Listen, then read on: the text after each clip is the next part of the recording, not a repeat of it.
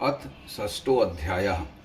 ऋषि बोले, देवी का यह कथन सुनकर क्रोध युक्त दूत ने दैत्यराज शुंभ के पास जाकर संपूर्ण कथा विस्तार पूर्वक सुना दी। तब दूत से सब बातों को सुनकर असुर राज ने क्रोधित होकर असुर सेनापति धूम्रलोचन से कहा, हे धूम्रलोचन, तुम शीघ्र ही अपनी सेना सहित वहां जाओ और उस दुष्टा का केश पकड़कर घसीटते हुए बलपूर्वक यहाँ ले आओ।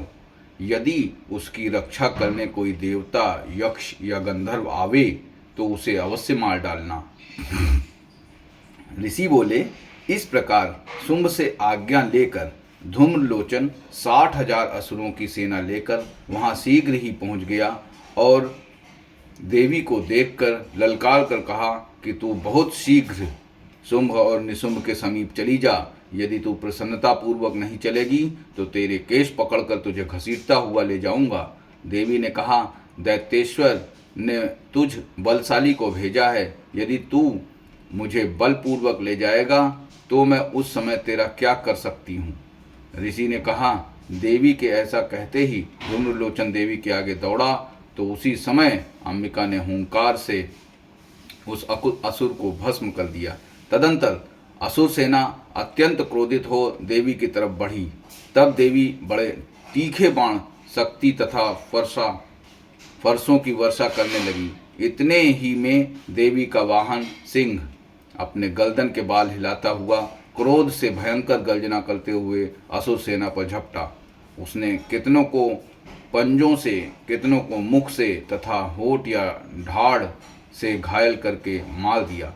उसने अपने नखों से कितने ही असुरों के पेट फाड़ दिए तथा पंजों की मार से कितने ही असुरों के शरीर से धड़ अलग कर दिया।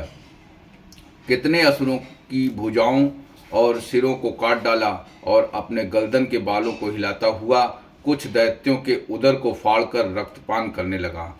उस महाबली सिंह ने क्षण मात्र में असुरों की समस्त सेना को धराशायी कर दिया। शुंभ ने जब यह सुना कि देवी ने धूम्रलोचन को मार दिया है और उसके सिंह ने समस्त सेना को नष्ट कर दिया है तो उसके होंठ क्रोध से फड़कने लगे और उसने चंड मुंड नामक महाअसुरों को आज्ञा दी, हे चंड, हे मुंड, तुम अपनी बड़ी शक्तिशाली सेना लेकर जाओ और वहां से तुम उस स्त्री के केश पकड़ कर ले आओ। यदि वह ना आवे और तुम्हें किसी प्रकार का संदेह हो तो उससे अपनी सेना सहित युद्ध कर उसकी हत्या कर देना और उस दुष्टा तथा उसके सिंह को मर जाने पर भी बांधकर शीघ्र मेरे पास लाना। इति श्री मार्कंड पुराण में देवी महात्म्य में धूम्रलोचन वध नामक 6वां अध्याय समाप्त।